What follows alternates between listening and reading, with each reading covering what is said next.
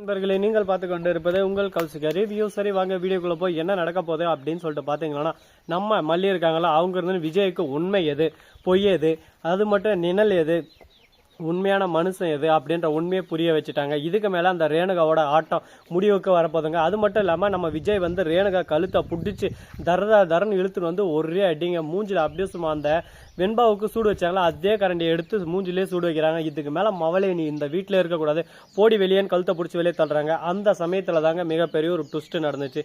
அது என்ன அப்படின்னு சொல்லிட்டு பார்த்தீங்கன்னா, நம்ம கதிரேசன் வந்து ரேணுகாவை பிடிச்சிடறாங்க. அம்மாடி உனக்கு யாரும் அந்த மாதிரி முகத்துல எல்லாம் சூடு வச்சுது எவன் அப்படின்னு சொல்லிட்டு கோவப்பட ஆரம்பிக்கிறாங்க. உடனே விஜய் பாக்குறாங்க. ஓஹோ விஜய், உன்னை பத்தி எனக்கு முழுசா தெரிஞ்சிச்சு விஜய்.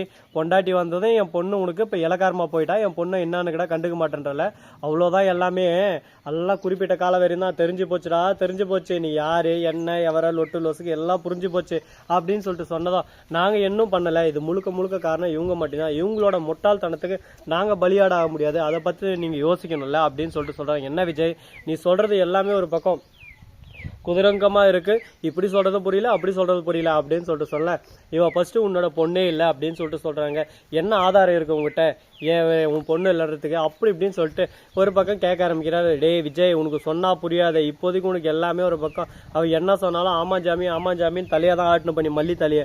இவ வந்து உண்மையான ரேணுகா, என்னோட பொண்ணு எனக்கு தெரியாதா, இவ பேரு சுடரி, இவ உண்மையான ரேணுகா இல்ல அப்படின்னு சொல்லிட்டு விஜய் அடிச்சு சொல்ல, சரிப்பா டிஎன்ஏ டெஸ்ட் வச்சு அதுல எப்படி இவருக்கு சாதகமா வந்துச்சு அப்படின்னு சொல்லிட்டு கேட்க, என் பொண்ணு வாழ்ந்த முடிஞ்ச வாழ்க்கை வந்து சுடரியா வாழ்ந்திருக்கலாம், ஆனா உண்மையாவே அவர் ரேணுகா, அவளுக்கு இன்னும் சுயநினைவு திரும்பலன்ற விஷயம் எனக்கு தெரியும், அவதான் சுடரின்ற விஷயமும் தெரியும், ஆனா அவதான் உண்மையான ரேணுகான்ற விஷயம் எனக்கு மட்டும்தான் தெரியும். ஏன்னா கழுத்துக்கு பின்னாடி அந்த மச்சம் இருக்கு பாத்தியா, அந்த மச்சம் என் பொண்ணுக்கு தான் இருக்காது, வேற யாருக்குமே இருக்காது, அது அதிர்ஷ்ட மச்சம், அது எப்படி இந்த பொண்ணுக்கும் கரெக்டா இருக்கும் சொல்லு பார்க்கலாம் அப்படின்னு சொல்லிட்டு ஒரு வார்த்தை கேட்கறேன். அது மட்டும் இல்லாம சின்ன வயசுல அவளுக்கு முட்டியில அடிபட்டு இருந்துச்சு, அதே அடி இப்பயும் அடிபட்டு இருக்கு பாரு, தேயில் போட்டு இருக்காங்க. இதெல்லாம் எப்படி நேச்சுரலா எப்ப ஆச்சு என்னென்ன ஆச்சுன்னு சொல்லிட்டு பார்த்து அவ பக்குவமா பண்ணு வந்திருப்பான்னு நினைக்கிறியா? இத்தனை நாளாக அங்கே சுடரியாக தான் நினச்சிருக்கா. என்னோட பணம் அது மட்டும் இல்லாமல் கொட்டேஷன் டீட்டெயில்ஸ் எல்லாமே அவள் தான் அனுப்பிச்சி வச்சா, அந்த ரவுக்கு அப்படின்ற எல்லா டீட்டெயில்ஸ் எனக்கு தெரியும், எல்லாம் தெரிஞ்சு ஏன் அமைதியாக இருக்கா, என் பொண்ணுக்கு சுயநினைவு திரும்பும், என் பொண்ணு சுயநினைவு திரும்பினா எல்லாம் திரும்ப எனக்கே திரும்ப வந்துடும், என்னோட உசிரே அவள் தானே அப்படின்னு சொல்லிட்டு மௌனத்தோட இருக்கேன். ஆனால் இது எதுவும் புரிஞ்சுக்காம நீ ஒரு பக்கம் விரட்டி அடிக்கிற, என் பொண்ணு காலைல சூடு வச்சிருக்கா அது உனக்கு தெரியலையா அப்படின்னு சொல்லிட்டு விஜய் பார்த்து கேட்க, அதில் என்ன இருக்கு, அவளோட அம்மா அவள் வைக்கிறா, தப்பு செஞ்சுப்பா வச்சிருப்பா, யாரோட பர்மிஷன் இல்லாமல் அவங்களோட விஷயத்தில் எப்படி தலையிடலாம் அப்படின்னு சொல்லிட்டு, தப்பு செய்யறவங்களுக்கு தான் பயம் இருக்கணும், தப்பு செய்யறவங்களுக்கு ஏன் பயம் இருக்கணும்?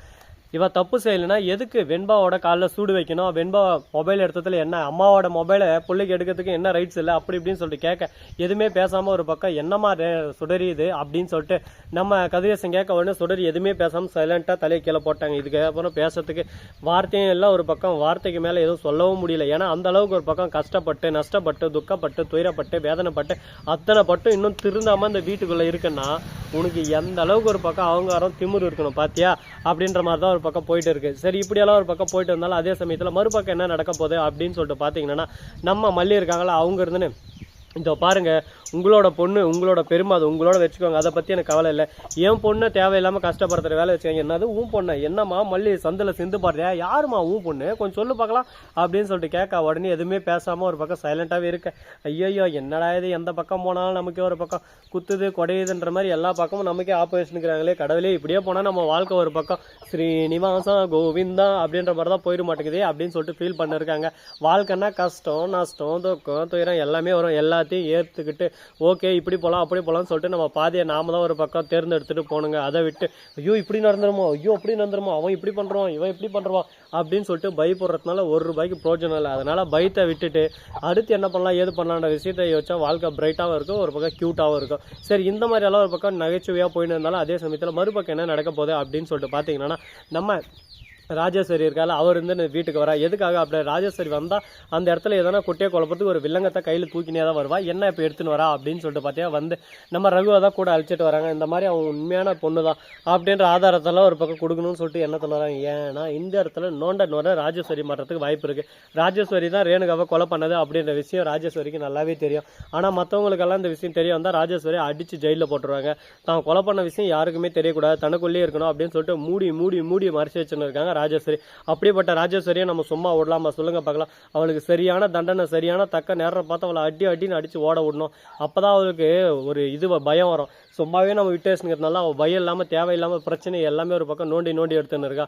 அவளை சரியான இடத்துல அடித்து ஓட விடணும் அப்படின்னு சொல்லிட்டு பேசினிருக்காங்க. அவங்க பேசுறதெல்லாம் கேட்கும்போது ஒரு பக்கம் ஆச்சரியமாக இருக்குது, வியப்பாகவும் இருக்குது. ஆனால் இதுக்கப்புறம் என்ன நடக்க போகுதுன்னு சொல்லிட்டு யோசிச்சா பயங்கரமாக ட்விஸ்ட்டாகவும் இருக்குது. என்னடா இப்படியெல்லாம் நடக்குமா, வாய்ப்பு இருக்கா அப்படின்ற மாதிரி தான் ஒரு பக்கம் போயிட்டு இருக்கு.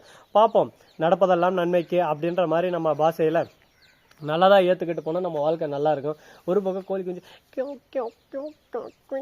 இது கின்னு கத்திட்டு இருக்குது. எதுக்காக அப்படின்னு சொல்லிட்டு பார்த்தீங்கன்னா அதோட அதுக்கு கஷ்டம், நஷ்டம், துக்கம், துயரம், அந்த மாதிரி வேதனை, அதுக்கு அதோட வேதனையில் அது துடிச்சிட்டு இருக்குது. அது பார்க்கும்போது நமக்கு கஷ்டமாக தான் இருக்குது. சரி இருக்கட்டும், பார்த்துக்கலாம் அப்படின்ற மாதிரி தான் ஒரு பக்கம் போயிருக்கு. சரி நண்பர்கள், நம்மக்கிட்ட கோழி குஞ்சு அவைலபிள் இருக்குது. யாருக்காவது வேணும் நண்பர்கள் ஆசைப்பட்டால் கண்டிப்பாக மறக்காமல் கேளுங்க. அனைவருக்கும் தரப்படும். தராமலாம் யாருக்கும் இல்லை, எல்லாருக்குமே உண்டு அப்படின்ற விஷயத்த நம்ம அடித்து சொல்லிடலாம். ஸோ நண்பர்கள், இந்த வீடியோ பிடிச்சிருந்தால் லைக் பண்ணுங்கள், கமெண்ட் பண்ணுங்கள், ஷேர் பண்ணுங்கள், டிண்டிங் மேலே தட்டி விட்டு போங்க. அப்போ தான் நாம் போகிற அடுத்தடுத்த வீடியோ உங்களுக்கு உடனுக்குடன் நோட்டிஃபிகேஷன் வந்து கொண்டே இருக்கும். மிக்க நன்றி. தேங்க்ஸ் ஃபார் வாட்சிங். Tata, see you. நன்றி, வணக்கம். வந்த நம்பருக்கு எத்தருங்க.